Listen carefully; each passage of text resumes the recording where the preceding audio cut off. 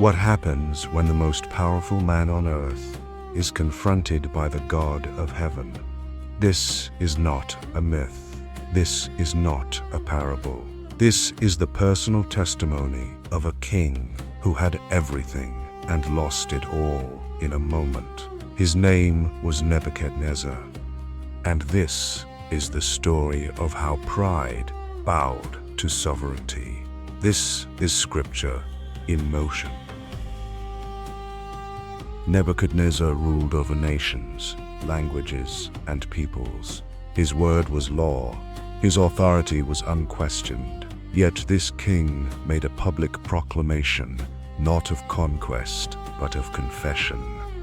I will declare the signs and wonders that the Most High God has done for me.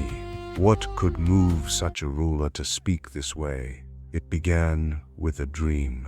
One night, while resting in his palace, the king saw a vision. A tree stood in the center of the earth. It was tall, so tall it reached the heavens. Its branches spread across the world. Its fruit fed all living creatures. Animals found shade beneath it. Birds lived in its branches.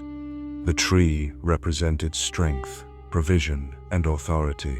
Then, suddenly, a holy messenger descended from heaven and cried out with a loud voice, "Cut the tree down, strip its branches, scatter its fruit." The animals fled, the birds departed. But the command did not end there. Leave the stump in the ground, bind it with iron and bronze. Let his heart be changed from that of a man to that of a beast. Let 7 times pass over him. And the reason was declared, so that all who live may know that the Most High rules in the kingdom of men, and gives it to whomever he wills.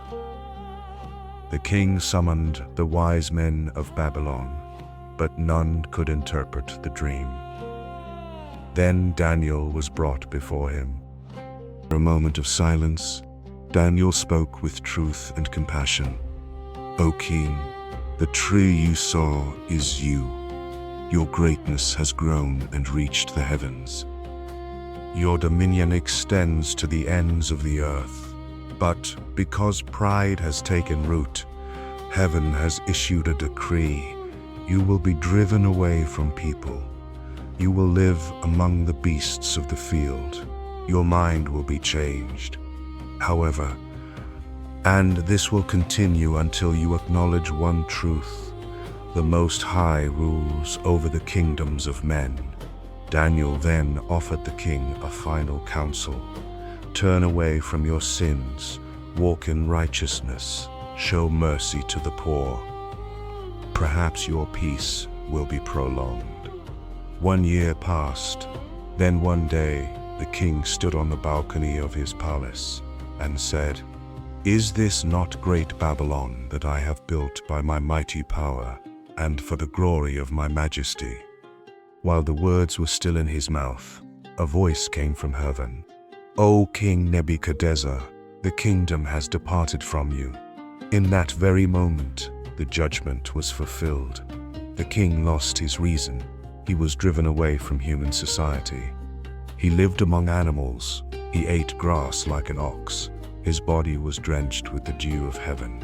The man who once ruled the world could no longer rule himself. After 7 seasons passed, something changed. Nebuchadnezzar lifted his eyes toward heaven, and in that moment, his understanding returned. Not when his throne returned, not when his power returned, but when his eyes were lifted upward.